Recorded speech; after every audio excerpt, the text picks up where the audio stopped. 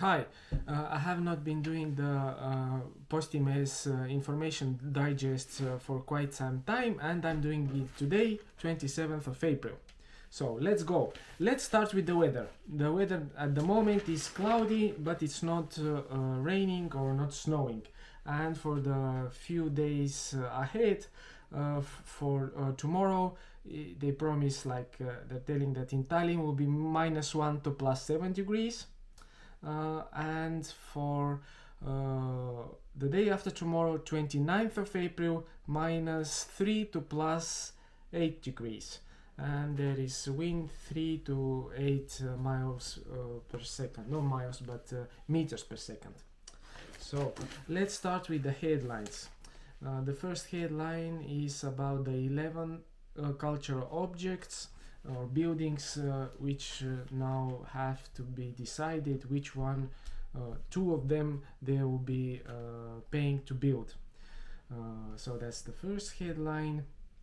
And a few hundred jobs are being made available for a new battery factory, which is really good, positive news. So let's go to the second page. They're discussing reinstating the Baltic area free travel bubble. So this is kind of new thing. Corona, obviously because of the Corona thing, and Estonians are negotiating with Finland to reinstate the work-related travel between Estonia and Finland, which is also important. So on the page number 4, there is a new alimony payment minimum. Before that it was like 292 euros, but since a lot of the fathers or the other party who split up, they were getting into very big hardships because of those alimony payments and getting into poverty, so they changed the law so that it is more based on the living standard of the person involved in the payment of the alimony. So organic beekeeping is getting more popular. There are more bee families which are farmed like organic beekeeping. 260 bee families more than last year. Total 2,962 bee families in organic beekeeping. That's interesting. And on page number 4 there is this big article which sums up all those different buildings which they have to decide which one is going to receive the money or which one is not going to receive it. Big projects, some of them in Tallinn, for example the Estonia Opera House. They thinking to build a bigger, more modern building next to the current opera house. Arvo Pärdi named musical building at Rakvere. Some cultural object at Narva Crane Home Cultural City, or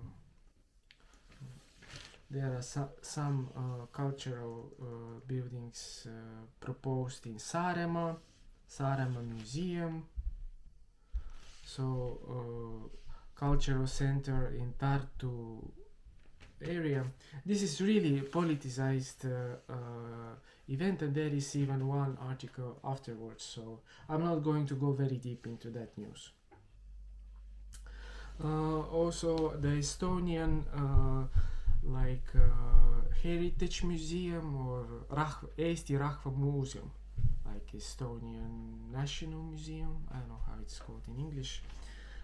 They had an exhibit coming from Russia, from Komi, which got stuck into Russian customs. So this is kind of very Russian. So if you remember, there was a case when there was one guy went into a shooting spree and shot several people, killed at least two. So the prosecutor wants for him lifetime imprisonment. So a small article about this court case. Also, one spy who was spying for Russia was released, and before his deadline of release, he had to be in jail for 4 years, but obviously they are letting him out earlier. But he does not,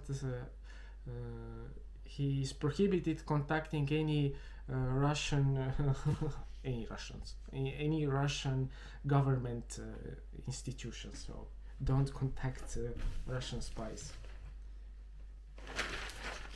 There is also an interesting article about protesting, a number page, that democracy lessons, which is quite interesting, that the politicians in Estonia should still listen to the people, not try to pass new legislations like quietly, which was the main reason the people got infuriated.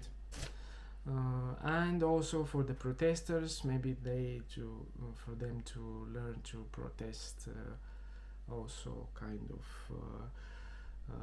to consider also the COVID situation and this kind of thing.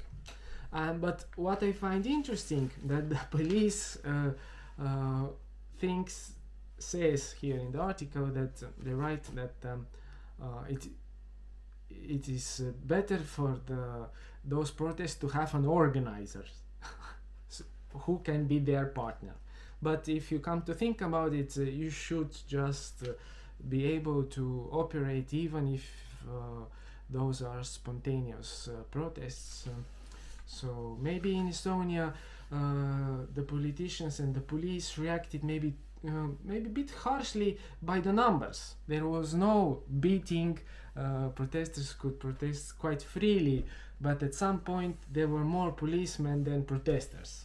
But it was very civilized, so I'm hopeful that the democracy in Estonia seems to be working.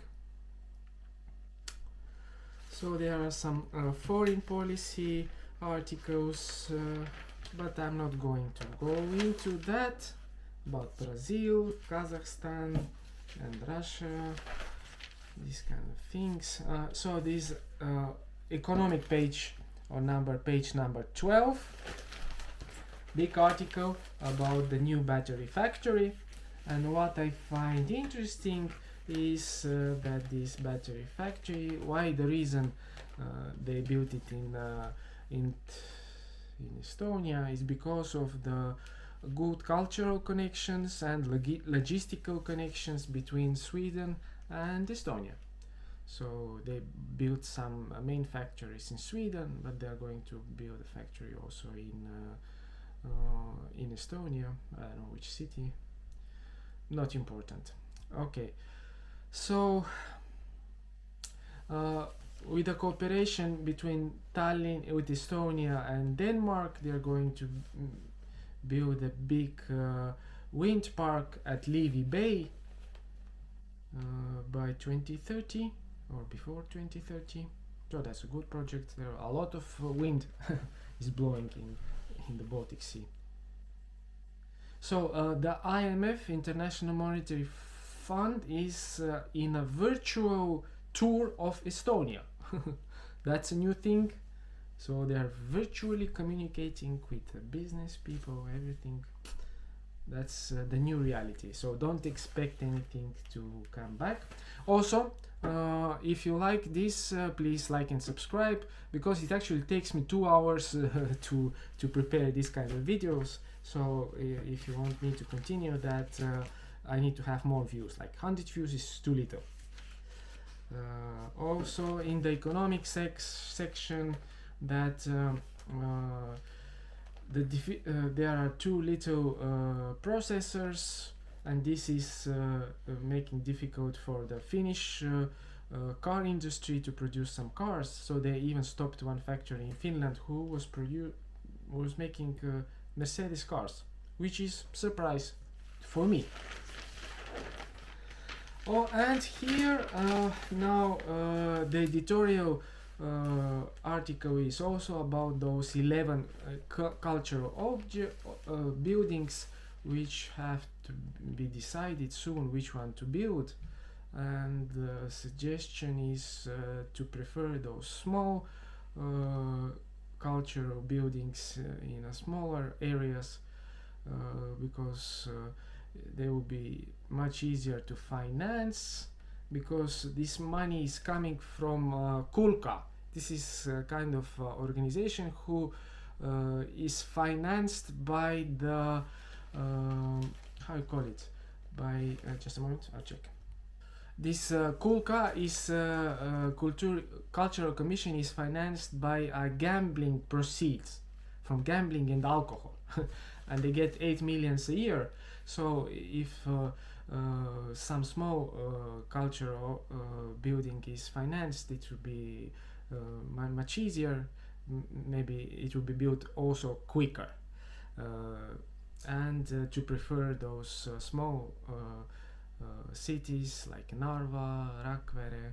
I completely agree with that, because in Tallinn and Tartu, in the bigger cities, the development is still quite quick, and it's not that important.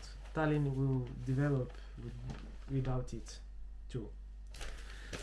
Also, very interesting real estate article by Andres Kras, quite interesting. And he states here that when you read some articles about how the demand is so great in Estonia and that there is not enough properties for sale, that for the people to be skeptical because you have to see who is writing those articles. And I must admit that some of the bigger real estate agencies, maybe even ours, which I'm working at, Uusmaa, from time to time they're getting too carried away that oh okay, buy, because obviously they want to spark more interest in the real estate, but be skeptical in all the information you read. The things are not that bad, or wait a little bit, because there are new projects on the way, and the demand is not going to be that high forever, because this young generation who is looking for apartments to buy at the moment, they're going to buy their apartments quite soon, and that's it. The next generation is much smaller, so the demand will drop immediately, and also at the moment all the demand is driven by the local market, so there are very few foreigners who are buying real estate. Okay, so that's it from me. See you in the next video. Like, subscribe, share, because otherwise I'm not going to make those videos anymore. Okay, thanks.